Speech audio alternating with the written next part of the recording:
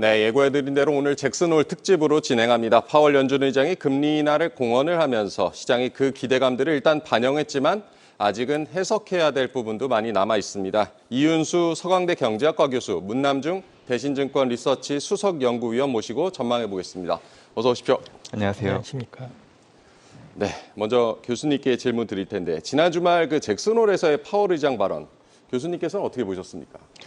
예, 사실 지난번까지 있었던, 그러니까 7월까지 있었던 FOMC 미팅을 기준으로 보면은 사실상 큰 변화는 없었던 것 같습니다. 네. 다만 때가 되었다라는 이제 금리를 내릴 때가 왔다. 지금이 바로 그 순간이다라는 것에 대해서 이 타이밍을 언급한 것이 시장에서는 큰 관심을 가졌던 것으로 생각이 되는데요. 정책 관련해서는 사실상 지난번 FOMC 회의 결과와 비교해 보면 크게 뭐 시장이 놀랄 만한 내용이 있지는 않았습니다. 예, 뭐 그때 이미 피버팅을 할 것이다라는 것이 굉장히 많이 시사가 됐고요. 그 과정에서 소프트 랜딩에 대한 자신감을 보여주었던 것도 눈에 띄었다라고 생각을 합니다. 이번 연설에서도 얘기를 했지만 인플레이션 목표에 분명히 가까워졌고 그럼에도 불구하고 경제는 강건하게 성장하고 있다라는 측면에서 어떤 우리가 연착륙을 한다. 이게 굉장히 어려운 건데 우리가 하고 있다라는 자신감을 좀 보여줬고요. 그리고 한 가지 흥미로운 것은 사실 시장에서 별로 언급은 안 했지만 연설의 뒷부분에서 이게 어떻게 가능했었는가에 대한 설명을 굉장히 자세하게 했습니다. 네. 이 과정에서 우리가 시장은 불경기가 올 것이고 그리고 금리를 빨리 내려야 하고 인플레이션 3% 밑으로 내려가는 건 불가능하다라고 했지만 사실 어떤 측면에서는 그것을 좀 달성한 이유는 연준이 굉장히 꾸준하게 인플레이션 기대를 잡을 수 있다라는 것을 정책을 통해서 이제 보여줄 수 있었다라는 것을 설명한 거고요. 이제 근데 저희가 7월에 이어서 주목해야 될 부분은 이 물가 목표뿐만 아니라 이 경제 성장과 관련된 노동 시장에서의 목표에 주목을 해야 된다라는 측면일 것 같습니다. 그동안 노동 시장을 볼 때 사실상 인플레이션을 자극하는 수준으로 노동 시장이 강건하다라는 얘기를 계속 했었던 것에 반해서 네. 7월과 이번 잭슨홀 미팅에서는 우리가 두 가지 목표, 실업률을 그러니까 안정한 노동 시장과 물가에 관련된 거에서 우리가 물가뿐만이 아니라 노동시장을 면밀히 주시하고 있다라는 것을 이제 강조를 했고요.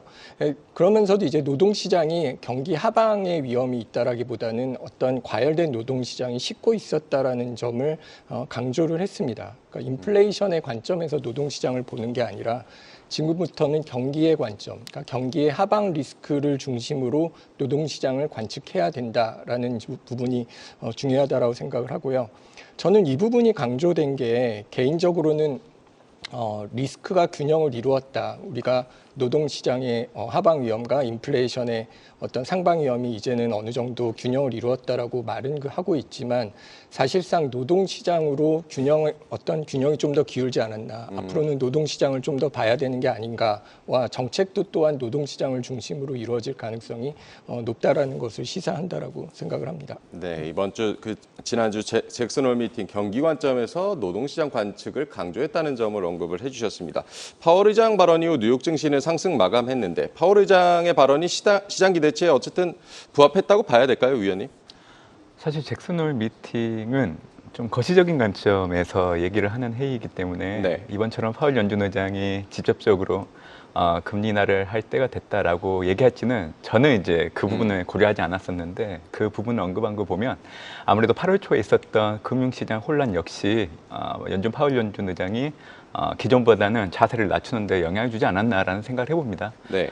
저는 연준의 금리 인하가 좀 늦었다고 생각을 하고 있는데 적절한 때는 이제 6월에서 7월 정도 한 번 정도 인하하는 게 사실 연준 정책상 좀 좋은 시점이지 않았나라는 생각을 좀 해보고 있었던 때였는데요. 제가 이제 이 얘기를 드리는 이유는 이번에 잭슨홀 미팅의 주제가 통화정책의 효율성을 제고하는 부분들이 있었고 거론됐던 이제 주제들을 놓고 본다고 하면 지금 현재 평균 물가 목표제 자체를 좀 폐기를 해야 된다라는 얘기가 있었습니다. 그러니까 연준 같은 경우에도 물가를 놓고 본다고 하면 2021년 4월 이후로 이제 물가가 올라가기 시작을 했죠. 이 올라갔다라는 거는 연준이 생각하고 있는 그 기준치를 넘어서기 시작을 했기 때문에 적절한 시점에서 금리 인상을 하는 게 맞았지만 그게 늦어졌던 이유가 평균 물가 목표제를 바탕으로 봤기 때문에 금리 인상을 바로 하지 못했던 겁니다. 그러다 보니까 시기를 놓쳤다는 시기 논란을 파월 연준 의장 입장에서는 이제 트라우마로 좀 작용할 수 있는 부분들이 됐던 것 같고요.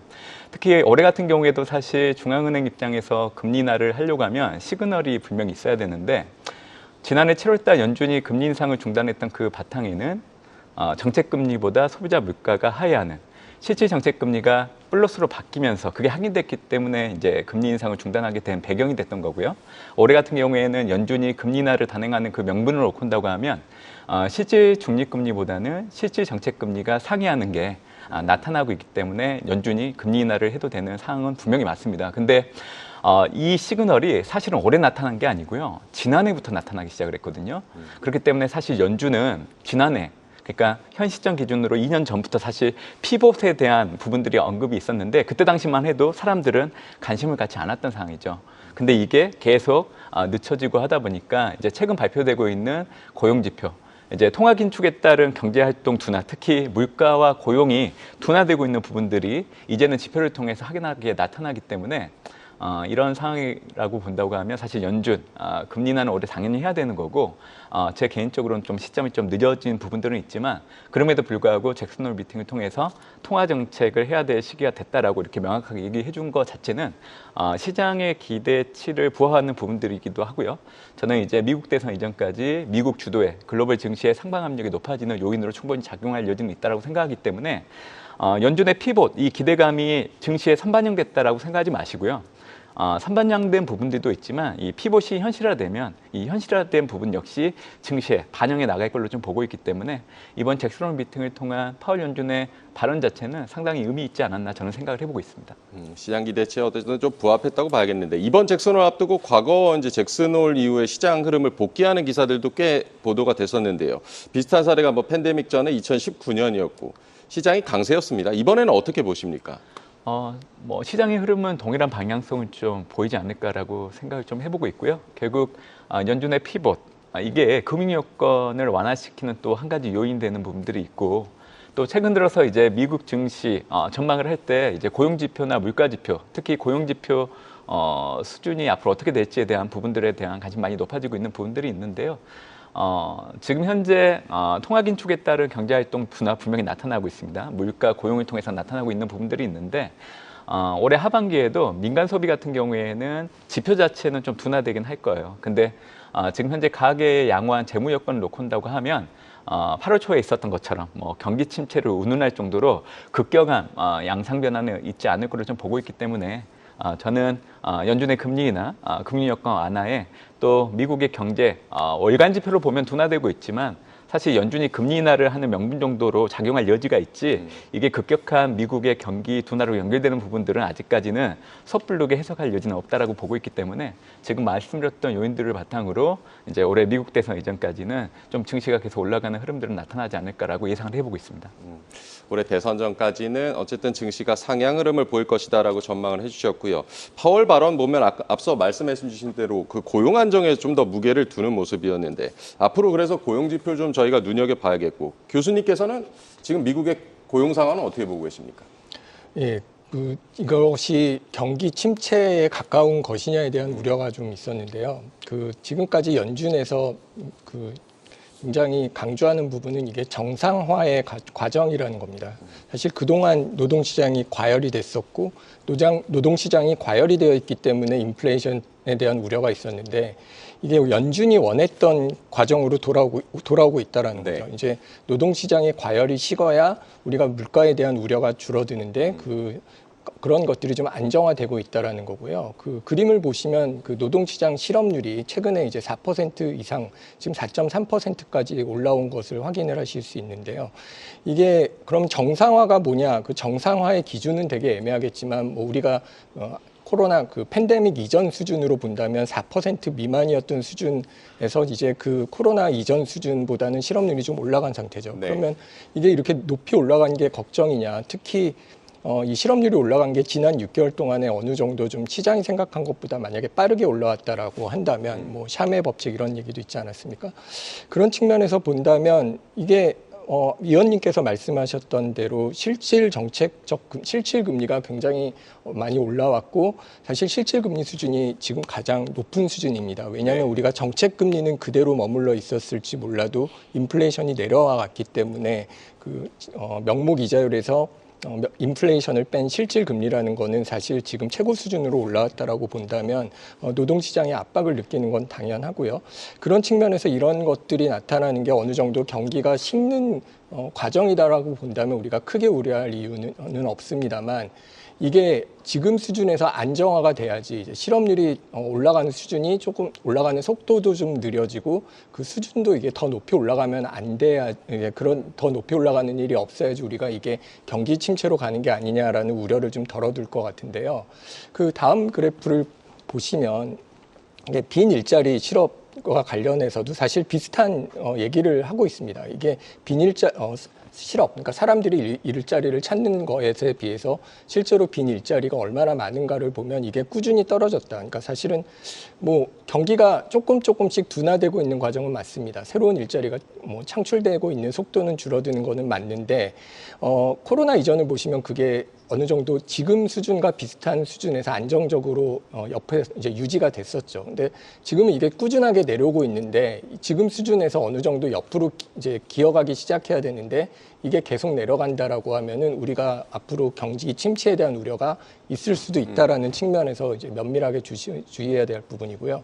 그다음에 그런 실업률이 올라감에도 불구하고 그것에 대해서 크게 걱정하지 않는 이유는 이 실업률이 올라간 것이 해고에 의해서 좌우됐다라는 것은 좀 아닌 측면이 있습니다. 일단 여기서 보시면 파란색 점선이 해고인데요. 해고가 쭉 줄어들면서 이제 실업률이 떨어졌던 게 코로나 직후의 상황이라면 지금은 뭐 해고율이 조금씩 올라가고 있지만 뭐 걱정할 수준으로 올라가고 있지는 않습니다.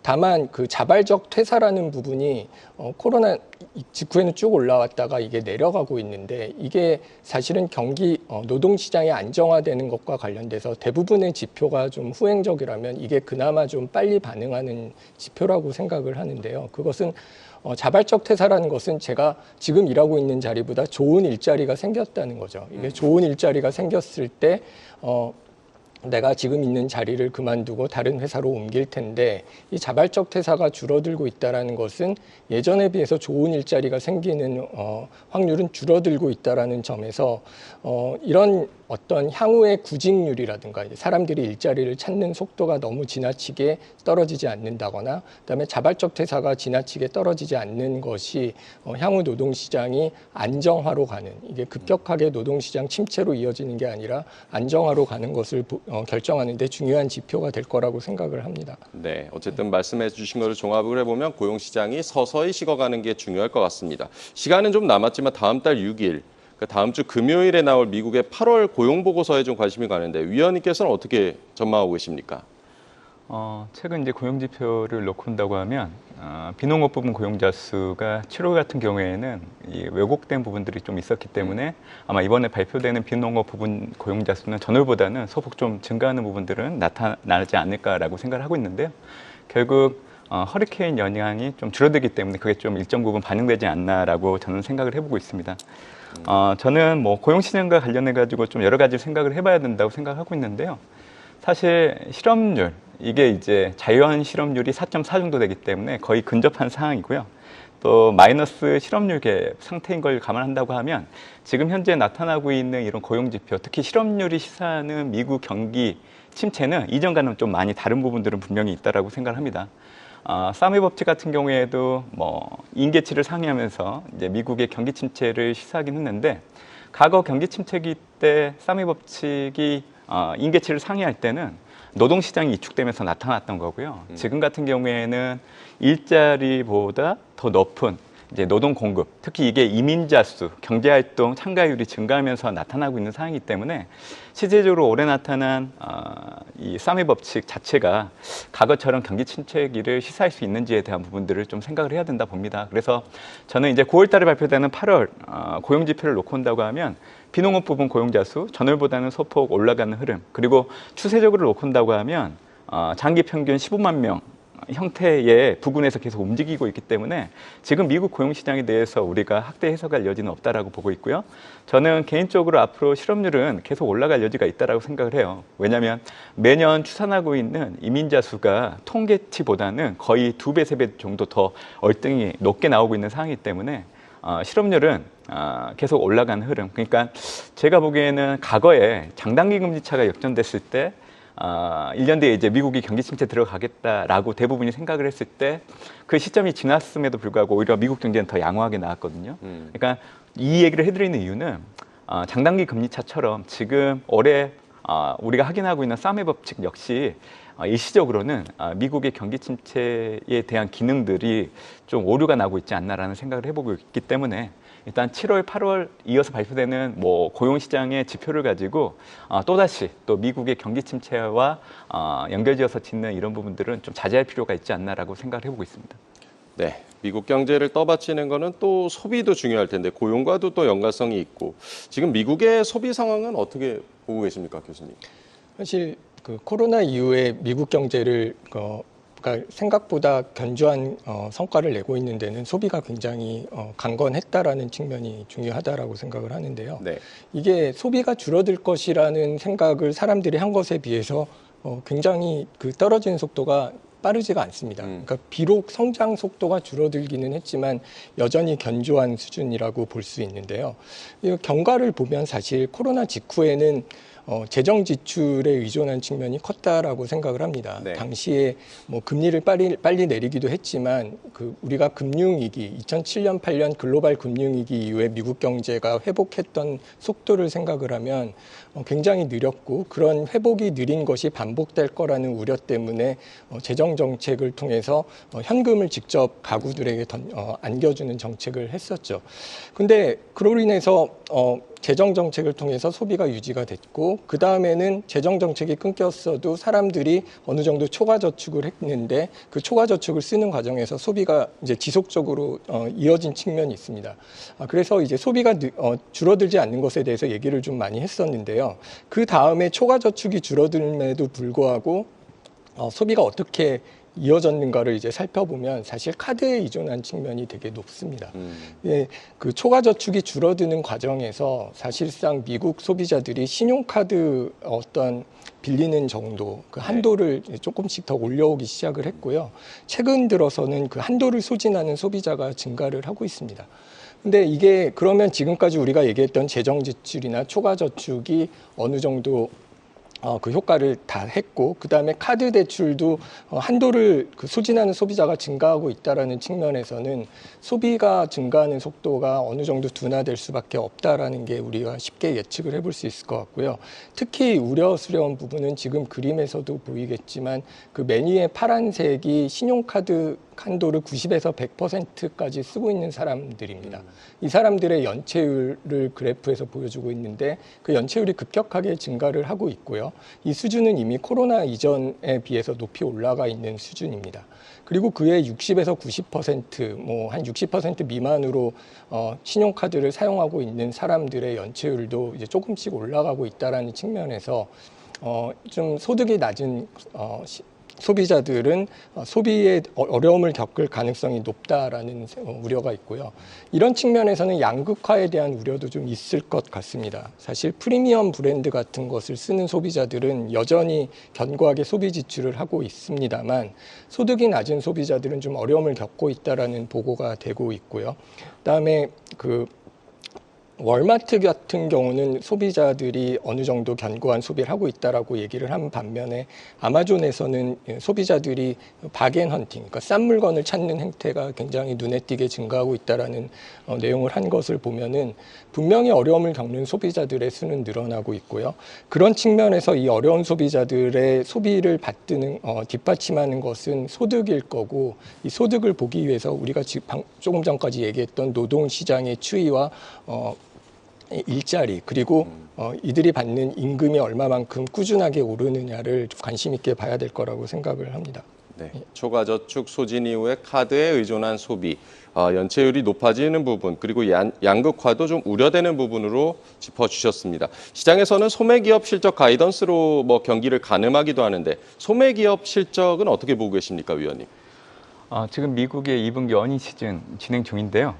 아마 지금 보시는 차트 확인하시면 좋겠지만 필수 소비재 같은 경우에는 지금 실적 예상치보다 이를 상회하는 비율 자체가 71%로 좀 높게 나오는 편입니다. 그렇기 때문에 미국 가계와 직접적인 연관도가 높은 필수 소비재 기업들의 실적만 놓고 온다고 하면 나쁜 상황은 아니라는 거를 좀 얘기를 드리고 싶어요. 근데 다른 섹터와 비교를 해보면 전반적으로 필수 소비재 부분에 기업 실적의 기여도를 놓고 온다고 하면 그렇게 크지 않은 상황이라고 좀 얘기를 드리고 싶은데요. 올해 하반기 분명히 선행 지표를 감안한다고 하면 소비 둔화는 일정 부분 지표를 통해 확인될 여지는 있다고 생각합니다. 하지만 연준이 금리 인하를 하는 부분들 그리고 재무 건전성을 놓고 봤을 때 아직은 양호한 가계의 재무 건전성을 놓고 온다고 하면 하반기 그래도 민간 수요 자체가 크게 훼손되지 않을 여지는 있다고 생각을 하고요. 그렇게 얘기해드린 이유는 올해 1분기 미국의 분기 GDP를 놓고 온다고 하면 전분기 대비 연율로 1.4, 올해 2분기는 2.8, 평균적으로 2.1% 성장을 했고 지난해 4분기가 3.3%였기 때문에 이를 둔화되는 흐름이긴 하지만 그래도 올해 3분기, 4분기 주요 IB들이 예측하고 있는 분기별 GDP를 놓고 온다고 하면 1.5% 전후로 예측을 하고 있고요. 또 방향성을 놓고 온다고 하면 올해 하반기 좀 둔화되다가 내년 상반기 때 다시금 또 미국의 경기 개선세가 나타날 걸로 미국의 IB들이 전망을 하고 있기 때문에 이를 감안한다고 하면 소비 부분에서 한번 받쳐줄 수 있는 요인들은 있다라고 생각을 좀 해보고 있습니다. 그리고 올해 1분기 이 미국의 가계 순 자산을 놓고 온다고 하면 이게 161조 원 정도 되거든요. 그러니까 역대로 가장 높은 수준이고요. 소득 대비 비율을 놓고 온다고 하더라도 미국의 소비 자체가 급격하게 꺾일 여지는 없다. 그러니까 소비 절벽이 나타날 여지는 없다. 지표를 통해서 둔화될 여지는 있지만 그래도 가계 재무 여건을 놓고 온다고 하면 여전히 하방 압력이 상당히 높은 부분들이 있다라고 보고 있기 때문에 S&P 500 내 필수 소비재 기업들의 실적 역시 추정치보다는 소폭 개선되는 양상들이 올해 연말까지는 좀 기대되지 않을까라고 저는 생각을 해보고 있습니다. 네, 소비 둔화는 확인할 수는 있지만 급격하게 꺾일 가능성은 좀 낮게 보고 계시고 연준의 관심이 고용으로 옮겨간 모양새지만 최근에는 물가 상승 위험 배제해서는 안 된다는 연준 인사들의 발언도 있었습니다. 이번 주 PC 발표 위원님은 어떻게 보고 계십니까? 네, 이번 주 중요한 경제 지표라고 하면 미국의 7월 PC가 30일 발표가 되는데요. 지금 블룸버그 예상치를 놓고 온다고 하면 전월 수준보다는 소폭 상회하고 있는 부분이긴 하는데 제가 보기에는 30일이 가까워질수록 전월보다는 좀 소폭 떨어지는 형태로 가지 않을까라고 생각합니다. 왜냐하면 보통 PC보다는 CPI가 먼저 발표되는데 과거 경험상 CPI 전철을 그대로 밟아가는 형태들이 PC에서 확인되는 부분들이 있고요. 제가 올해 물가 같은 경우에서 이제 강조해서 말씀드리고 있는 부분들이 있는데 지난해 같은 경우에는 이제 미국이 5월말 드라이빙 시즌에 들어가게 되면 휘발유를 중심으로 에너지 가격이 올라가기 때문에 물가 지표를 확인하다 보면 전월보다 약간 튀어오르는 모습들이 확인되는 게 특징입니다. 근데 올해 같은 경우에는 드라이빙 시즌에 진입했음에도 불구하고 휘발유를 중심으로 에너지 가격이 전월보다는 오히려 못 오르고 있는 부분들이 있기 때문에 아마 이게 지금 발표되고 있는 물가가 전월보다 오름폭을 줄여나가는데 크게 동인으로 작용하는 여지는 있다라고 생각을 하고 있고요. 일부에서는 이제 주거비를 가지고 주거비가 앞으로 좀 경직성을 보일 여지가 있기 때문에 물가가 다시 올라갈 여지도 있지 않을까라는 의견들이 있습니다. 그 의견에 대해서 이제 반박을 하려고 하는 건 아니고요. 저는 이제 그 전년 동월 대비 이 항목들의 변화율을 상당히 중요하게 보고 있는데 전월 대비로는 일정 부분 올라가는 모습들이 7월달 확인되긴 했지만 전년 동월 대비로 놓고 온다고 하면 주거비는 지난해 고점을 형성하고 오름폭을 줄여나가고 있기 때문에 지금 현재 미국은 2022년도 기준으로 유가가 떨어지면서 상품 가격 위주로 물가가 오름폭을 줄여나가는 형태였고 지난해 올해 같은 경우에는 주거비를 중심으로 서비스 가격이 이제 물가가 내려가는데 기여도가 높은 부분들이 있기 때문에 저는 이런 부분들이 있기 때문에 지난해 7월달 연준이 금리 인상을 중단하고 올해 이제 금리 인하를 단행하려고 하는 그 바탕이 될 여지가 있다라고 보고 있기 때문에 저는 드라이빙 시즌임에도 불구하고 지금 발표되는 물가는 디스인플레이션을 다시 한번 확인시켜 줄 거로 좀 보고 있기 때문에 저는 이번 주 30일 발표되는 7월 PCE 결과 자체가 금융시장, 그러니까 위험 선호를 높이는 한 가지 또 계기가 되지 않을까 저는 예상을 하고 있습니다. 네, 7월 PC 디스인플레이션을 확인시켜 줄 것이다라고 전망을 해주셨습니다. 이번에 교수님께 좀 질문 드리겠는데 9월 금리나 사실 기정사실화된 분위기고 B컷에 대한 전망이 조금 엇갈리는 것 같습니다. 9월 B컷 가능성 교수님 어떻게 보고 계십니까? 이게 이런 질문이 오면 당연히 의장은 데이터에 달렸을 것이다라고 얘기를 했을 것 같은데요. 이게 열려 있지만 사실 높지는 않은 것 같습니다. 근데 사실 우리가 B컷에 대한 가능성을 얘기할 수 있는 것은 아까 위원님도 말씀하셨지만 이게 좀 늦지 않았냐라는 측면이 있지 않습니까? 네. 연준이 좀 실기했다. 이게 때를 좀 놓쳤다라는 측면이 있는데 그럼 이것을 따라잡을 것인가에 대한 얘기를 좀 우리가 논의를 하고 있는 건데요.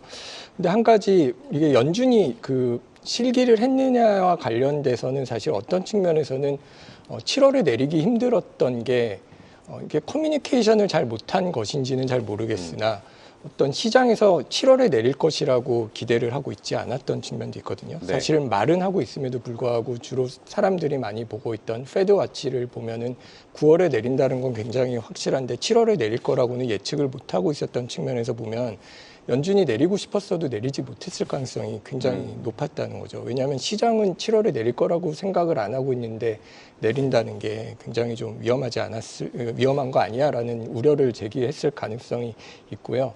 그런 측면에서 본다면 지금 B컷 가능성이 굉장히 높았지만 사실 좀 내려간 것도 좀 사실입니다. 그 이유는 뭐 이게 열려 있지만 사실 높지 않은 이유는 미국 경제가 더 이상 과열 상태가 아닌 것은 분명하지만 이 점에 대해서 파웰도 성장 속도는 줄었지만 그럼에도 불구하고 경기는 여전히 강건하다라는 말을 했거든요.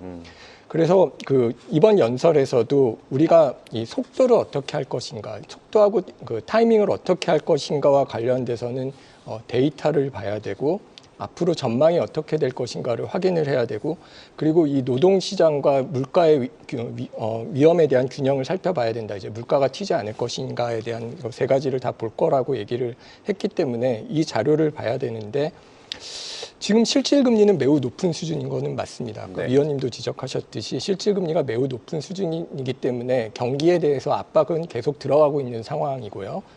그런 상황에서 우리가 인플레이션이 이제 하나가 더 나올 거고 9월 초에 8월 고용지표가 나왔을 때 이게 미국 경제가 우리가 생각했던 것보다 빠르게 고용시장이 악화된다거나 아니면 물가 하락 속도가 생각보다 더 빠르게 일어난다면 그러면 이 50%를 내리는 50 베이시스 포인트를 내리는 것도 가능할 것이다라는 시사점을 좀 남겨둔 측면이 있기 때문에 가능할 수도 있을 거라고 생각을 합니다. 그게 연준 의장도 애써서 뭐 우리가 어떻게 할 것이다라는 얘기는 어떤 속도에 대해서는 뭐 특별하게 뭐 점진적으로 하겠다 이런 얘기를 하진 않았고요. 다만 그 늘 썼던 표현이 다이알 100이라는 게 경제가 좀 우리가 좀 리스트릭트하게 좀 경제를 압박하고 있는데 그 압박하는 수준을 조금 돌려놓겠다라는 게 어떤 그 다이아를 쓴다는 게 좀 점진적인 것을 시사하기는 하지만 그것에 대해서 너무 빠르게 한다거나 아주 천천히 한다거나에 대한 제약 조건을 이번에 달지 않았고요. 반면에 우리가 지금 금리가 5.25%에 있기 때문에 내릴 수 있는 여지는 되게 많이 남아 있다. 우리가 금리를 많이 내릴 수 있고 경기 안정과 물가를 잡기 위해서 뭐든지 할 것이다라는 준비를 말한 상태라는 측면에서는 가능성은 여전히 열려 있고 그다음에 다른 연준 위원들 중에서도 예를 들면 굴스비 같은 분은 우리가 만나는 회의 테이블은 굉장히 넓은데 우리는 거기에 모든 것을 놓고 고려를 한다라는 측면에서 데이터가 만약에 나빠진다라면은 50bp를 내릴 가능성 즉 B컷의 가능성도 있지만 지금까지는 어떤 B컷을 꼭 해야 될 만큼 데이터가 악화된 것이 나타나지는 않은 상황이라고 보고 있습니다. 지금 상황에서는 9월 B컷 가능성 열려 있지만 가능성은 높지는 않다. 일단은 뭐 8월 고용 보고서를 확인하는 게 중요하겠습니다. 실제 B컷이 단행되는 게 증시의 호재일까? 이거는 조금 다른 문제인 것 같은데요. 어떻게 보십니까, 위원님? 지금 시장은 B컷을 상당 부분 기대를 하고 있는 것 같아요. 근데 교수님이 얘기해 주신 것처럼 사실 B컷이 첫 금리 인하 시점에서 단행할지 여부에 대해서는 말씀해 주신 것처럼 그때 당시 경제지표 또는 금융시장의 변동성이 커진다고 하면 그 확률값이 높겠지만 지금 8월 초 이후 금융시장의 변동성은 상당히 줄어든 부분들이 있고요. 또한 비컷을 하게 된다는 것 자체는 연준 스스로도 미국 경제가 좋지 않다는 거를 또 보여주는 또 의미로 해석될 여지는 있기 때문에 저는 9월 FMC에서 비컷보다는 25pp 인하로 금리 인하를 좀 시작할 여지가 높지 않을까 생각을 합니다. 그리고 비컷은 시장 내에서도 소수 의견이기 때문에 증시에 미치는 영향력은 제한될 여지가 있다라고 생각을 하고 있고요. 저는 연준의 통화 정책은 이 매 분기마다 발표되는 수정 경제 전망 그 내에서 이제 최종 정책 금리의 중위값 그리고 레인지를 가지고 보통 해 왔는데요.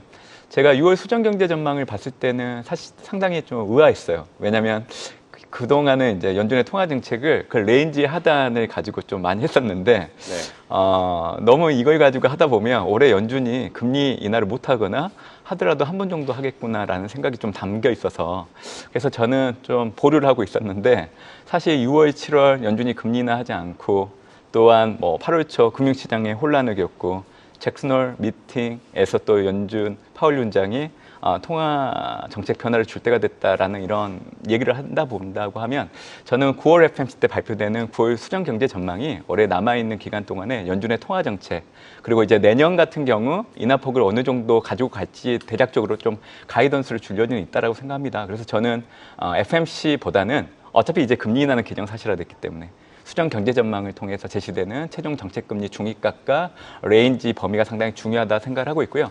저는 개인적으로 올해 FMC 일정을 놓고 본다고 하면 9월, 11월, 12월 이렇게 예정되어 있는데요. 11월은 미국 대선이 있고 미국 대선 기간과 FMC 기간이 겹치기 때문에 통화 정책에 대한 변화를 좀 주진 어렵다고 생각을 합니다. 그렇기 때문에 올해 2번 정도 그래서 50bp 정도 인하하는 거를 좀 염두에 두고 있는 상황입니다. 올해 50bp 인하를 염두에 두고 계시다. 9월 FOMC에서의 수정 경제 전망을 좀 중요하게 봐야 한다라는 점도 조언을 해주셨습니다. 오늘 저희가 뭐 나눈 이야기 이슈들 외에 향후 주목해야 될 경제 변수들 어떤 걸로 보십니까, 교수님? 저는 지금 죄송합니다. 연준의 정책 금리는 사실 단기 금리입니다. 그래서 우리가 좀 단기 금리에 주목을 하고 있는데요. 근데 사실 단기 금리가 변한다고 했을 때 아까 그 위원님도 어떤 이자율의 기울기 이런 것에 대해서 말씀하셨는데 장기 금리의 변화에 대해서도 좀 주목을 할 필요성이 있다라고 생각을 합니다. 네. 사실 최근 금값이 오르고 있는 것과 관련해서도 어떤 미국의 안전자산에 대한 선호가 바뀌고 있는 것을 우리가 좀 봐야 되지 않을까라는 생각을 하고 있는데요. 어떤 그 정치 지정학적 위험이 증가할 때마다 사실은 안전자산으로서 달러라든가 엔이라든가 금에 대한 관심이 증가를 하는데요. 최근에 보면은 어떤 달러에 대한 위험에 대한 어떤 달러에 대한 평가가 달라진 것 때문인지는 알 수가 없으나 그럴 가능성이 좀 높기 때문인지 그 금에 대한 선호가 증가하고 있지 않습니까? 네. 그런 측면은 사실 2022년도에 러시아에 대한 경제 제재를 통해서 달러를 가지고 있는 사람들에 대한 어떤 위험도 같은 것이 좀 증가하면서 신흥국, 중국을 중심으로 한 신흥국 중앙은행들이 달러에 대한 보유를 좀 줄이고 그보다 이제 금을 선호하는 것과 같은 현상이 있었다는 것에서 우리가 한 가지 좀 보듯이 어떤 그 미국 달러와 장기 국채에 대한 선호가 좀 바뀐다면 그게 특히 바뀔 가능성이 있는 것은 잘 아시다시피 우리가 미국 일본도 부채 문제가 심각하지만 미국 부채도 이렇게 늘어나는 게 지속 가능하지 않다라는 것을 우리가 알고 있는 상황에서 달러와 국채가 안전자산으로서의 역할을 여전히 할 수 있을지는 모르겠지만 그 달러하고 그 국채를 사는 사람들이 그때 요구하는 프리미엄이 올라갈 가능성이 있습니다. 이게 우리가 피벗의 시점에서 이 장기금리에 대해서 생각을 좀 해봐야 되는 이유가 2004년도에 서프라임 이전에 미국 연준이 금리를 올리던 시기를 생각을 해보면 단기금리는 한 150bp 올리는 동안에 장기금리는 별로 변화가 없었는데 그 이유는 사실 중국을 비롯한 신흥국 시장이 국채를 꾸준히 사줬기 때문이거든요.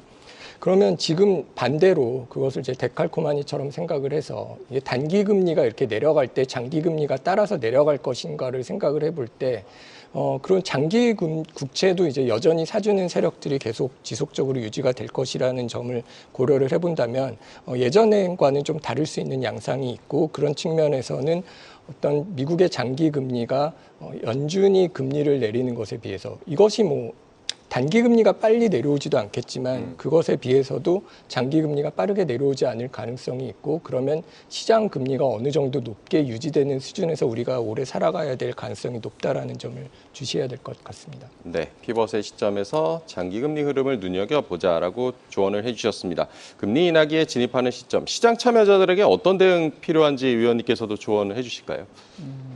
아마 작년 올해 같은 경우에 이 금융시장의 변동성을 낮추는 요인은 단연 연준의 피복 기대였습니다. 되게 익숙한 요인이기 때문에 이를 좀 자칫 중요하지 않다라고 생각하실 수도 있지만, 8월 초 금융시장 혼란을 겪고 나서 또 연준의 피복 기대가 올라왔기 때문에 지금 현재 위험자산을 손하는 환경이 마련되었던 거죠. 그렇기 때문에 저는 금리 인하 기대, 여기서 한 발 더 나아가서 금리 인하가 현실화된다고 하면 이 역시 위험자산 가격들에게는 긍정적으로 작용할 여지는 있다고 생각을 하고 있고요. 투자자분들께 좀 드리고 싶은 얘기는 뭐 고용이나 물가, 경제 지표들이 둔화되는 부분들에 대해서 확대 해석하지 않으셨으면 좋겠다 생각을 하고 있고, 어떻게 보면 연준이 금리 인하를 할 수 있는 명분으로 작용하는 수준 정도의 둔화 정도로 좀 의미를 해석하면 좋지 않을까라고 생각합니다. 그리고 미국의 경기 침체를 염두에 두고 연준이 금리 인하를 단행한다고 저는 생각하지 않습니다.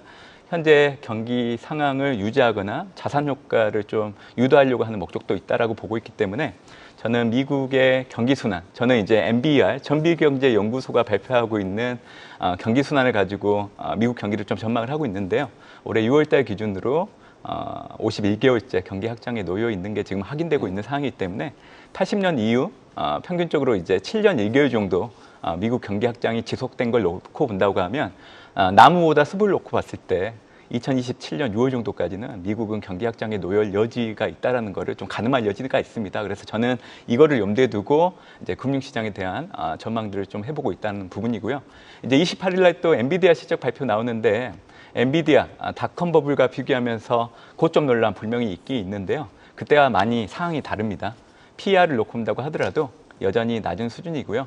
또 재무 건전성이 좋은 빅테크 기업들이 대부분 AI 투자를 하고 있기 때문에 반도체나 클라우드 부분에서는 투자에 대한 수익이 이미 나타나고 있는 부분들을 좀 염두에 두시면 좋겠다는 생각을 하고 있습니다. 그리고 글로벌 반도체 여파를 놓고 본다고 하면 지난해 4분기 때 상승 국면에 진입을 했는데요.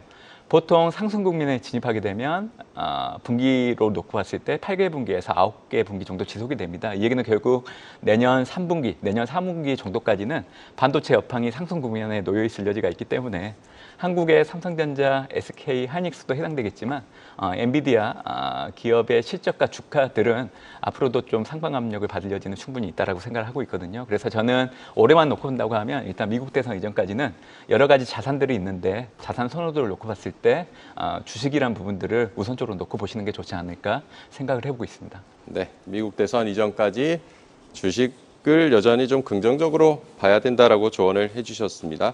오늘 이윤수 서강대 경제학과 교수, 문남중 대신증권 리서치 수석연구위원 모시고 얘기 나눠봤습니다. 고맙습니다. 감사합니다. 감사합니다. 고맙습니다.